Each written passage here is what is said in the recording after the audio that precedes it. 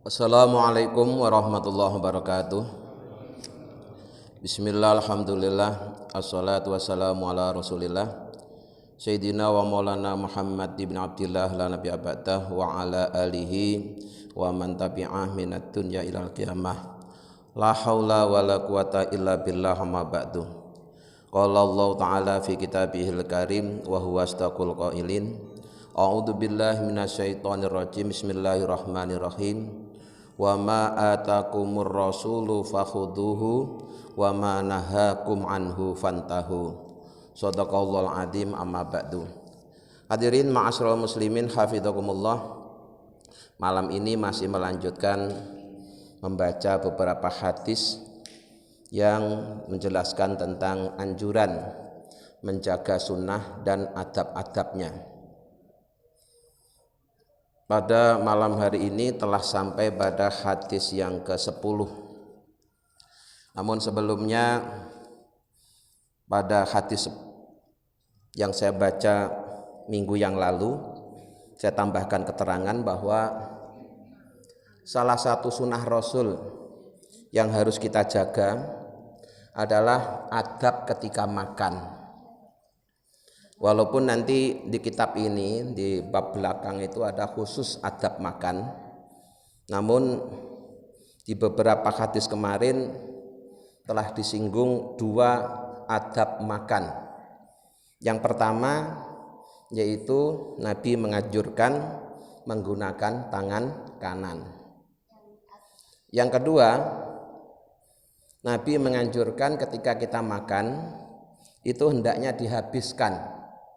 Bahkan kalau perlu dan kita tidak malu, piringnya itu suruh jilatin. Tangan kita juga begitu. Ya. Maka saya sarankan kalau mau mempraktekkan ini di rumah saja. Jangan di tempat umum ya. Nanti kita malah enggak siap mental terus malu. Kemudian ketika ada makanan yang jatuh, itu selama makanan tadi bukan makanan yang cair dan jatuhnya juga tidak di tempat yang najis, itu Nabi menganjurkan supaya diambil kotorannya, dibersihkan kemudian dimakan. Alasannya apa? Makanan harus dihabiskan itu karena kita tidak tahu di suapan yang mana makanan itu mengandung barokah. Jangan-jangan ternyata barokahnya makanan itu ada di suapan terakhir. Sementara suapan terakhir tidak kita makan, kita buang, kita sisakan di piring. Kemudian kenapa yang jatuh pun harus diambil? Kata Rasulullah alasannya adalah jika tidak, maka makanan itu akan dimakan oleh setan. Sehingga bisa jadi tanpa kita sadari, kalau kita makan nggak habis atau sengaja tidak dihabiskan, kemudian ada yang jatuh tidak diambil, itu tanpa disadari kita telah makan sepiring bersama setan. Ya, sepiring bersama setan. Kemudian begitu juga ketika kita minum. Ya. Dalam minum pun Rasulullah juga menganjurkan hendaklah minum itu menggunakan tangan kanan. Nah, terkait dengan masalah adab minum ini, terus terang saya mengamati orang-orang yang minum air putih dengan kemasan botolan ataupun gelas, itu banyak yang kemudian minumnya pakai tangan kiri. Kenapa? Karena gini, tangan kirinya itu kan dipakai megang gelasnya atau botolnya, tangan kanannya dipakai buka tutupnya. Habis dibuka tutupnya terus langsung diminum pakai tangan kiri. Harusnya setelah dibuka tutupnya ini dipindah di tangan kanan dulu. Tapi saya amati jarang yang telaten seperti itu. Ustadz pun juga begitu. Ya. Saya sering lihat ya, ustadz haji udah sepuh, minumnya masih pakai tangan kiri. Ya, makanya mulai sekarang mari kita ubah. Ya, jadi kalau minum pakai kemasan itu ya, air putih kemasan itu pakai botol, setelah dibuka tutupnya kemudian dipindah ke tangan kanan. Jadi pas dimasukkan ke mulut itu pakai tangan kanan, jangan pakai tangan kiri. Nah, Itu yang botol. Kemudian untuk yang gelas, ini juga sering saya lihat, terutama kalau pas ada acara atau buka bersama, itu ya minumnya itu tidak dihabiskan. Ya, satu gelas itu hanya diseruput sedikit, kemudian disisakan, ditaruh di jendela-jendela gitu, atau di ya lantai, terus kemudian dibuang. Nah, itu kan jelas pemborosan itu, jelas pemborosan. Padahal itu jelas-jelas air yang sudah bersih, ya, sehat, tinggal minum. Tapi ternyata satu gelas hanya diseruput sedikit, terus disisakan untuk kemudian dibuang. Mubadzir itu, ya, mubadzir. Kalau saya sendiri saya biasakan kalau minum air putih di kemasan gelas itu mesti langsung saya habiskan. Karena kalau toh saya sisakan nanti juga tidak ada yang mau minum kan, pasti dibuang. Nah, daripada dibuang, ya, sayang, ini air sudah disuling, sudah diproses bersih, tinggal minum, maka saya biasa kalau cuma satu gelas langsung saya habiskan. Jadi hal-hal semacam ini kelihatannya sepele, tapi ini juga bagian dari tuntunan Nabi Muhammad. Kita yang katanya mau mengikuti sunnahnya, ya dimulai dari hal yang kecil, ya. Jadi sekali lagi, yang biasa minum air putih kemasan botolan, setelah tangan kanan dipakai buka tutupnya, kemudian botolnya dipindah di tangan kanan baru diminum. Kemudian yang pakai gelasan sebaiknya dihabiskan, tidak usah disisakan, ya, kecuali kalau bapak itu kiai yang punya karomah, ya. Di pesantren itu kadang kiai malah sengaja pak, minuman itu disisakan nanti untuk barokahnya buat santrinya. Kalau kita kan sisa kita tidak ada yang mau, ya, lebih baik kita habisin saja supaya tidak pemborosan. Baik, kita lanjutkan. Al-Asiru, hadis yang ke-10. Ani bin Abbas, diriwayatkan dari Ibnu Abbas radhiyallahu anhu, semoga Allah meridhoi Abbas dan Ibnu Abbas. Qala, Ibnu Abbas berkata, qala telah berdiri fina di tengah-tengah kami sapa Rasulullah sallallahu alaihi wasallam. Bimauidzatin, dengan memberi mauidhah, nasihat. Faqala, kemudian beliau bersabda, ya ayuhan nas, wahai manusia, innakum, sesungguhnya kalian semua mahsuruna, akan dikumpulkan ilallah ta'ala, ke Allah ta'ala, khufatan, dalam keadaan telanjang kaki, urrotan, dalam telanjang tidak berpakaian, gurlan, dan tidak atau belum sunat, ya. Jadi hadis yang ke-10 ini sahabat Ibnu Abbas meriwayatkan Rasulullah pernah memberi nasihat di tengah-tengah para sahabat, bahwa beliau mengingatkan setiap kita sebagai manusia kelak akan dikumpulkan di padang mahsyar oleh Allah itu dalam keadaan bertelanjang kaki, tidak berpakaian, dan juga belum sunat.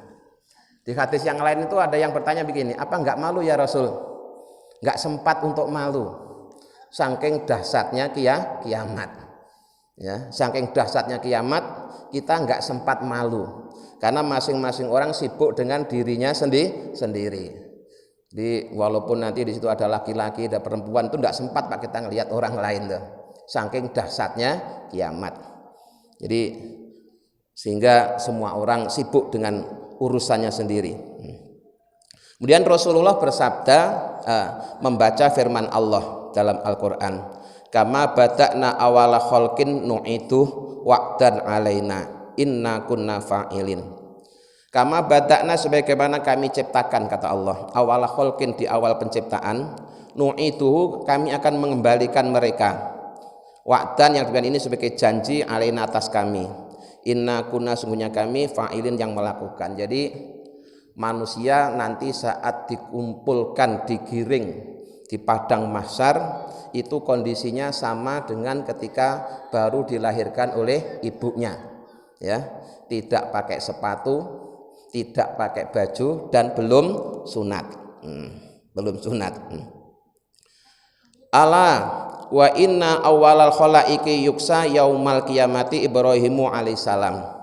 Ingatlah, sesungguhnya orang pertama yang diberi pakaian pada hari kiamat adalah Nabiullah Ibrahim alaihissalam.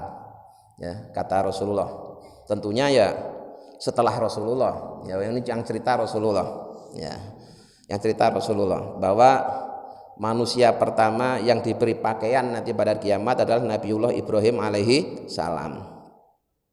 Ala ingatlah wa innahu sesungguhnya sayuja'u akan didatangkan birijalin dengan sekelompok orang min ummati dari umatku, kata Nabi Muhammad.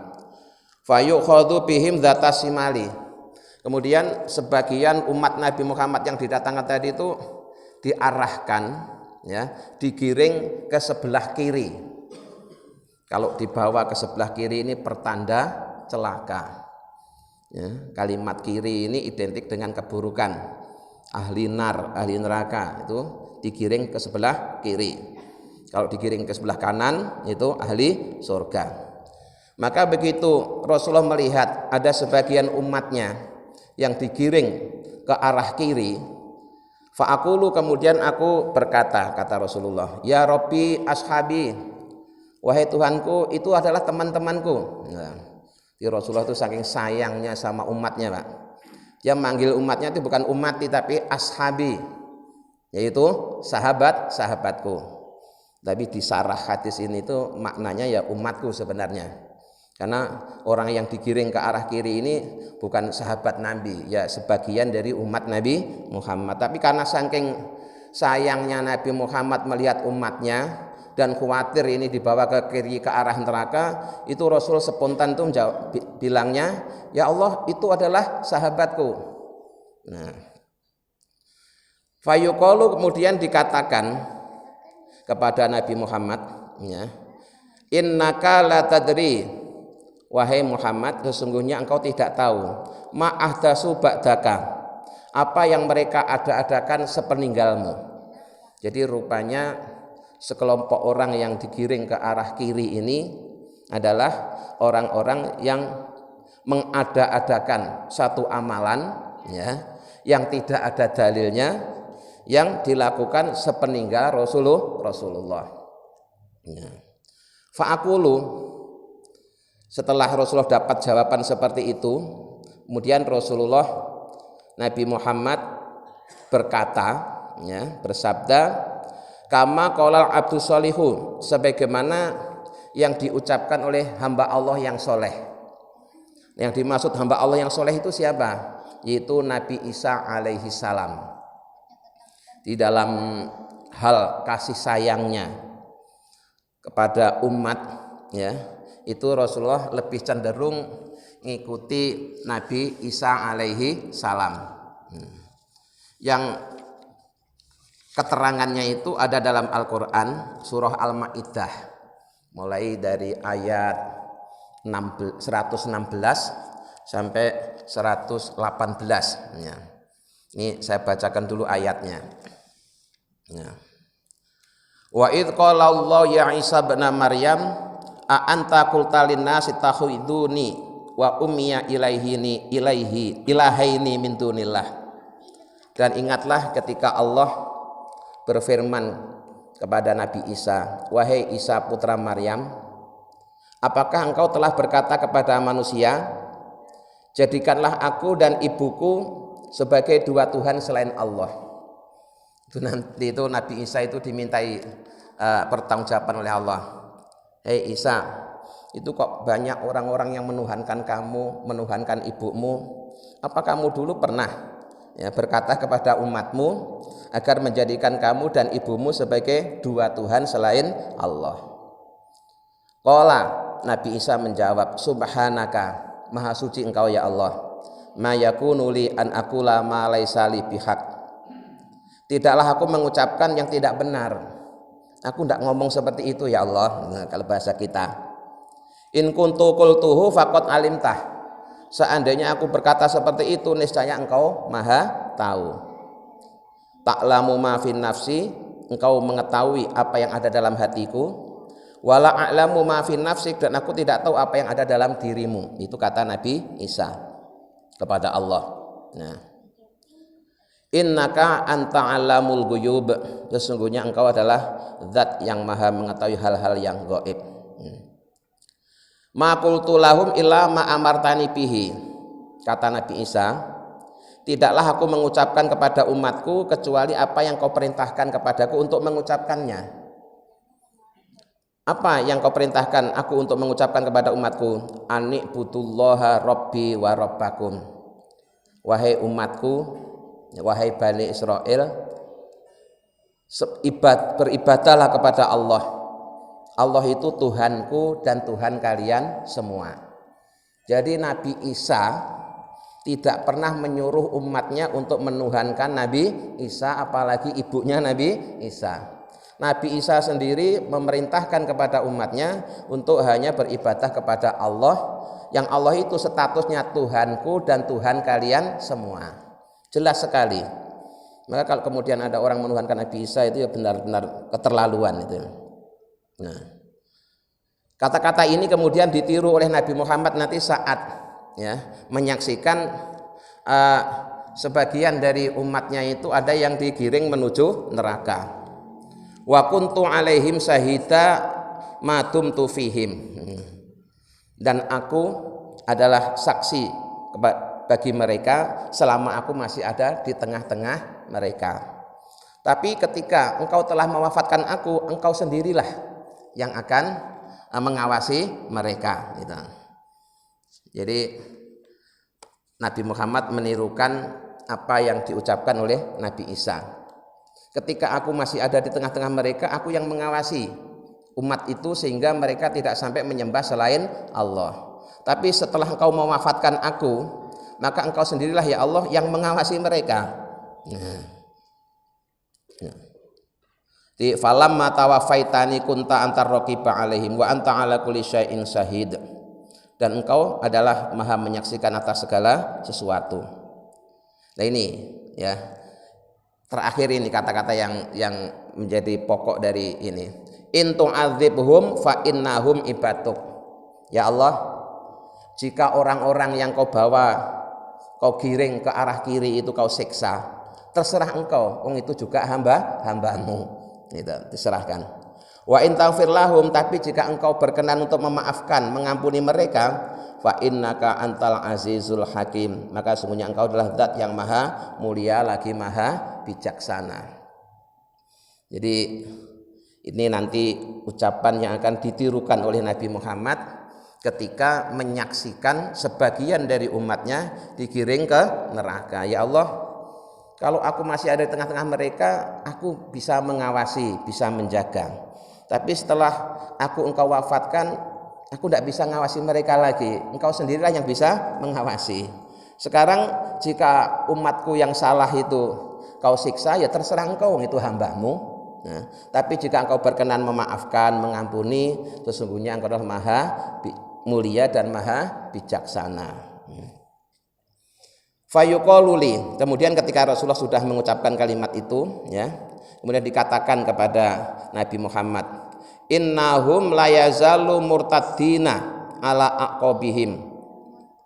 Sesungguhnya mereka yang digiring ke arah kiri kemudian dimasukkan dalam neraka itu adalah umat Islam yang mereka itu murtad. Kalau murtad itu berarti sudah keluar dari Islam. Nah, orang murtad kalau masuk neraka itu berarti selama-lamanya, Pak.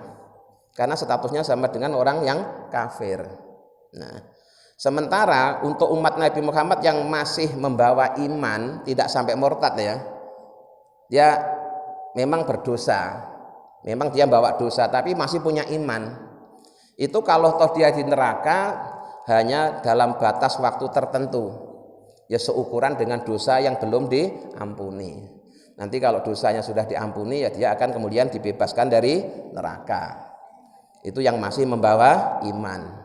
Tapi yang tidak membawa iman, yang mati dalam kondisi kafir, itu di neraka selama-lamanya. Maka bahasa yang dipakai itu begini, kalau orang kafir itu di neraka bahasanya adalah mereka itu penghuni neraka. Jadi memang rumahnya di neraka orang kafir itu. Tapi kalau orang mukmin di neraka itu istilahnya masuk neraka atau nyemplung neraka. Karena masuk atau nyemplung nanti suatu saat diangkat. dibebaskan, dikeluarkan lagi. Kalau orang kafir karena dia memang rumahnya di situ, tidak perlu dikeluarkan, ya, tidak perlu dibebaskan. Itu makna bahwa orang kafir adalah penghuni neraka. Jadi rupanya sebagian dari umat Nabi Muhammad yang kemudian digiring ke neraka itu adalah mereka yang murtad, ya, yang murtad. Kalau yang murtad di neraka selama-lamanya. Yang bawa iman tapi juga punya dosa itu hanya dalam batas waktu tertentu. Nah, al-hadi asyara, kemudian hadis yang ke-11, Abi Sa'id bin Abdullah al-Mughaffal, dari Abi Sa'id yaitu Abdullah bin Mughaffal radhiyallahu anhu, semoga Allah selalu meridhoinya. Qala, Abi Sa'id berkata, naha telah melarang sapa Rasulullah SAW anil hadfi, dari main ini. Di terjemahnya itu dimaknai ketapel, tapi sebenarnya bukan ketapel ya seperti yang selama ini kita mainkan, Pak. Hadfi itu gini loh, Pak, kerikil kecil kita taruh di antara jari ibu jari dan jari telunjuk, ya kayak kalau kita main kelereng dulu tuh, Pak, ya, kerikil ditaruh di sini, dicepit, terus kemudian dilemparkan. Nah, itu namanya hadfi, ya. Mainan seperti itu oleh Rasulullah dilarang. Kenapa? Wa qala innahu la yaqtulu saida, karena hadfi ini kalau toh dipakai untuk berburu tidak membuat binatang buruan itu mati, ya.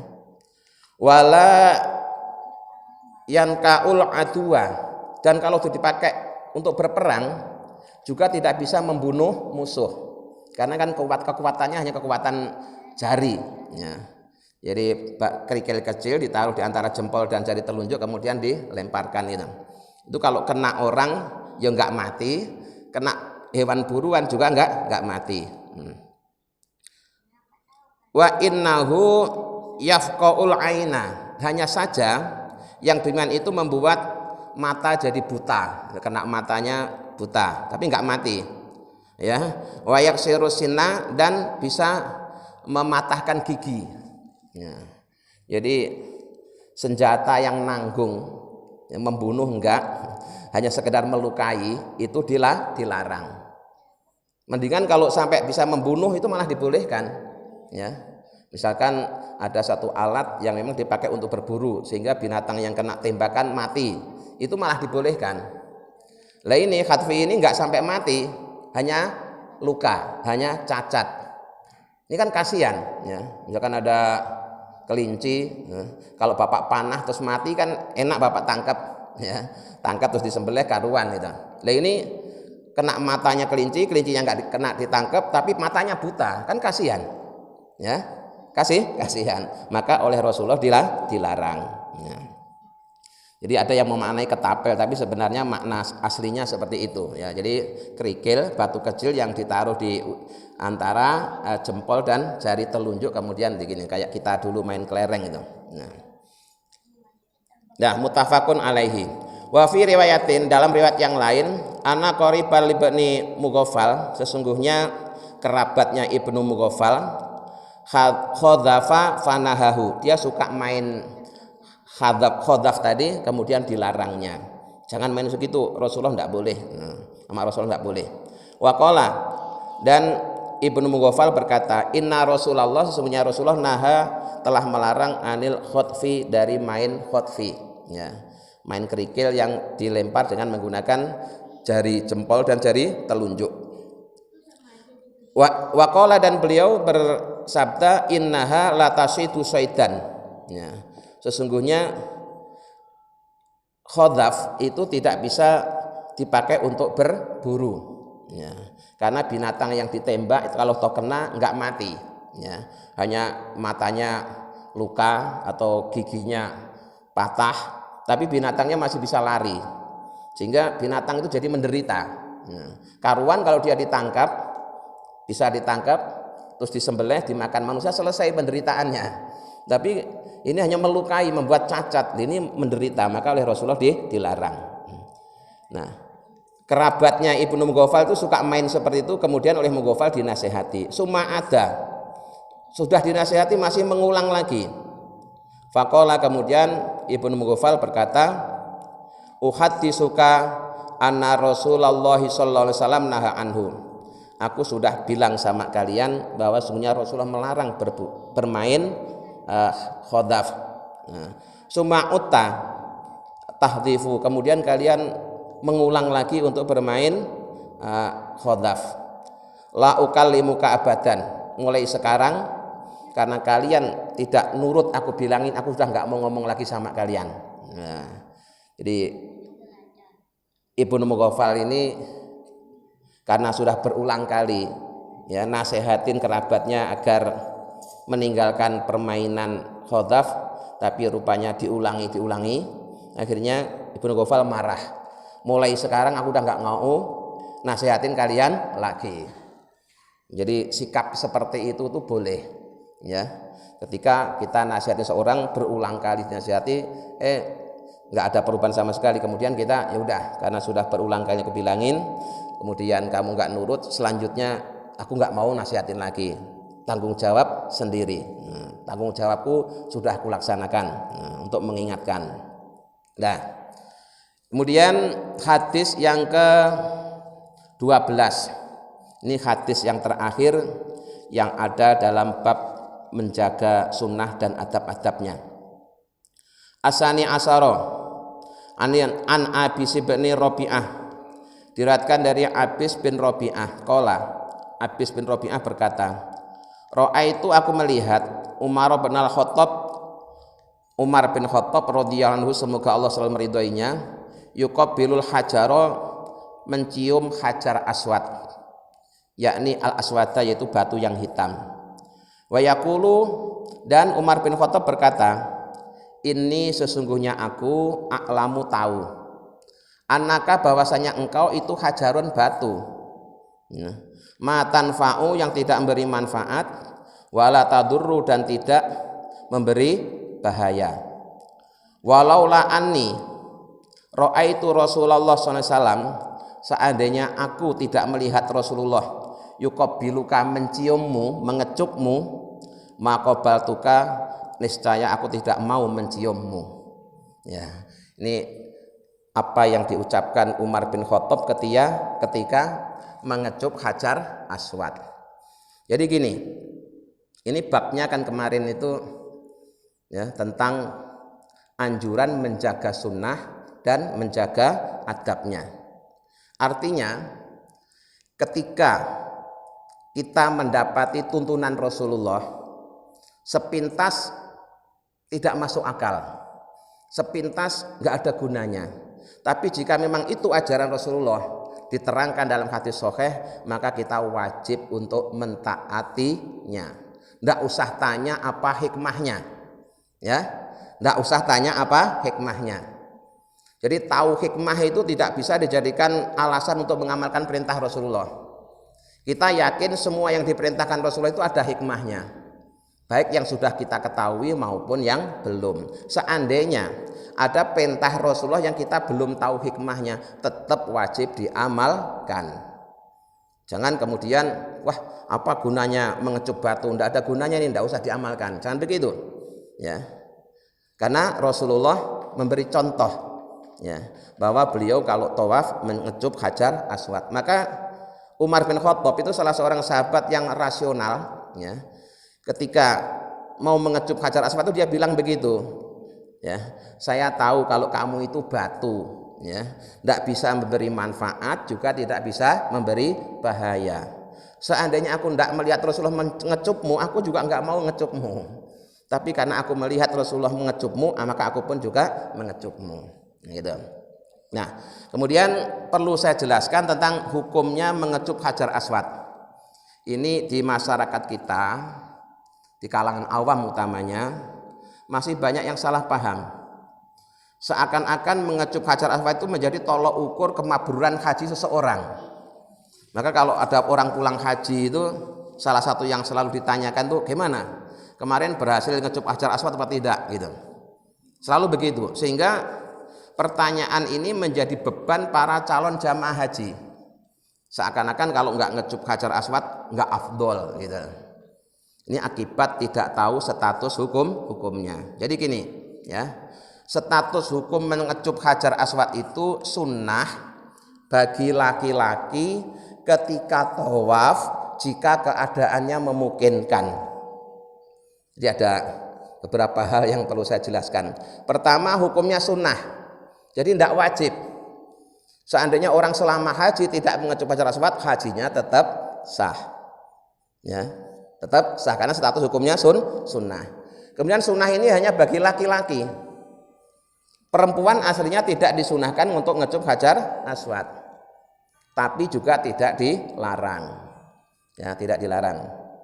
Kemudian sunnahnya itu dilakukan ketika dia sedang tawaf. Bukan kok datang ke Mekah tiba-tiba ngecup Hajar Aswad, tidak. Jadi ngecup Hajar Aswad itu bagian dari sunnahnya tawaf, ya. Ngecup Hajar Aswad itu bagian dari sunnahnya tawaf. Kemudian yang berikutnya, jika keadaannya memungkinkan, karena ini ibadah sunnah, tidak boleh kemudian kita ini ngejar sunnah tapi kemudian sampai membahayakan keselamatan kita, tidak boleh itu, ya. Karena dulu, ya, sebelum masa pandemi, orang itu berusaha keras untuk bisa ngecup Hajar Aswad, sampai keinginan yang besar ini dimanfaatkan oleh sebagian orang-orang yang di sana untuk menjadi joki, ya. Setiap ada jamaah yang baru datang itu ditanya, udah ngecup Hajar Aswad belum? Kalau yang belum, dia siap membantu tapi harus membayar, ya, berapa ratus real gitu. Dan nanti jokinya itu yang akan sikut kanan sikut kiri demi meloloskan orang itu bisa ngecup Hajar Aswad. Ini namanya ngejar sunnah, ya, tapi dia telah melakukan perbuatan haram. Kenapa? Menyakiti banyak orang. Apalagi kalau ngecupnya itu di luar tawaf, itu tidak sunnah. Jadi sunnah ngecup Hajar Aswad itu kalau dia memang sedang tawaf. Nah, makanya kemudian secara syariat, ya, dalam manasik ibadah haji ngecup Hajar Aswad itu ada 3 cara, Pak, ya. Cara pertama yaitu ngecup secara langsung, jadi menggunakan bibirnya langsung ditempelin di Hajar Aswad. Yang kedua, jika yang cara pertama tidak mungkin kan cukup tangan aja, Pak, tangan atau tongkat kita usapkan di Hajar Aswad, kemudian tangannya yang dikecup. Kalau itu juga nggak memungkinkan, karena untuk mendekati Hajar Aswad kan bukan hal yang mudah, sangat padat. Cukup mengangkat tangan dari jarak jauh, ini. Bismillah ya Allahu Akbar, terus tangannya dikecup, gitu. Dari jarak jauh. Nah, itu dari sisi sunnahnya, Pak, itu sama. Dari sisi sunnahnya sama. Yang ngecup secara langsung lewat bibirnya, yang mengusap dengan tangannya kemudian tangannya dikecup, maupun yang hanya mengangkat tangan dihadapkan ke Hajar Aswad kemudian tangannya dikecup, itu sunnahnya sama. Yang beda apanya? Yang beda maremnya. Nah, jamaah Indonesia itu biasanya dikejar itu marem. Nah, itu yang repot. Sah sih sah, sunnah sih sunnah, tapi kalau nggak ngecup kayak langsung kayak nggak marem lah itu. Gara-gara ngejar marem itu, gara-gara ngejar puas itu akhirnya memaksakan diri sampai nyewa joki. Akhirnya melakukan perbuatan yang haram demi hanya mengejar marem. Nah, ini harus dipahami, ya. Jadi sekali lagi, yang ngecup secara langsung, yang mengusap dengan tangan kemudian tangannya dikecup, atau tangannya hanya diangkat dari jarak cukup tangan dikecup, secara hukum sunnahnya sama, ya, sunnahnya sama. Maka kalau saya ketika bimbing haji maupun umroh selalu memberikan pemahaman kepada jamaah agar tidak memaksakan diri untuk mengecup Hajar Aswad secara langsung. Bisa menggunakan cara kedua atau bisa cara ketiga, gitu. Jadi segala sesuatu itu kalau ada ilmu jadi mudah, Pak, ya. Yang jadi repot tuh kalau kurang ilmu, hanya modal semangat. Apalagi dari rumah sudah di itu, ya, diteror sama tetangganya, seakan-akan kalau pulang haji nggak berhasil ngecup Hajar Aswad dianggap hajinya kurang afdol. Itu jelas pemahaman yang keliru, Nah, terkait dengan hadis ini tadi, jadi untuk mengikuti sunnah Rasul kita tidak harus tahu hikmahnya. Asalkan Rasulullah mencontohkan, laksanakan. Tidak usah mikir hikmahnya apa, ya. Hikmah itu memang kadang perlu, kadang juga menjadi tidak perlu. Ya akhir-akhir ini yang sering dibahas itu kan hikmah sholat. Hikmah sholat ditinjau dari sisi kesehatan. Itu juga ada sisi bahayanya Pak. Apa bahayanya? Nanti orang sholat hanya kepengen sehat, bukan karena Allah lagi. Sehingga kalau sudah sehat tidak perlu sholat. Itu malah keliru jauh itu. Ya. Hikmahnya sholat itu ya ibadah kepada Allah untuk menunjukkan diri kita ini sebagai hambanya Allah. Perkara sehat dan tidak sehat itu urusan lain, jangan dijadikan tujuan ya. Saya kira malam ini sampai di sini dulu. Jadi mari untuk hal-hal yang selama ini kita anggap biasa, karena sekarang sudah tahu ilmunya, mari kita ubah ya. Kalau minum, makan, gunakan tangan kanan, usahakan dihabiskan. Nah, kemudian sedikit saya tambahkan ya. Gimana kalau makan pakai sendok? Itu ada dalilnya enggak? Terus terang saya belum menemukan hadisnya Pak. Yang saya temukan malah Nabi kalau makan itu menggunakan 3 jari. Kalau gitu pakai sendok bid'ah dong. Ya bisa jadi. Apalagi orang kalau ukurannya bid'ah, pokoknya kalau Nabi enggak melakukan dianggap bid'ah. Terus sudah begitu masih pemahaman tentang bid'ah sangat terbatas. Misalkan dia mengatakan semua bid'ah pasti masuk neraka.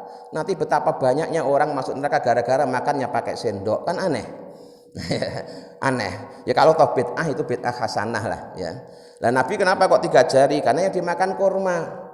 Makannya di sana juga kayak roti. Coba kalau seandainya Nabi dulu itu disuruh makan bubur kacang hijau yang masih hangat, nah, pasti pakai sendok. Ya, atau disuguhin soto. Ya, tidak mungkin ya makan soto pakai 3 jari. Nah, hal-hal semacam ini perlu kita pahami. Jadi memahami hadis itu tidak cukup hanya sekedar teksnya ya, tapi juga dilihat konteksnya dan juga dilihat bagaimana ulama menjelaskannya supaya kita tidak salah paham. Mudah-mudahan dengan bimbingan Allah kita bisa mengamalkannya. Amin ya rabbal alamin. Assalamualaikum warahmatullahi wabarakatuh.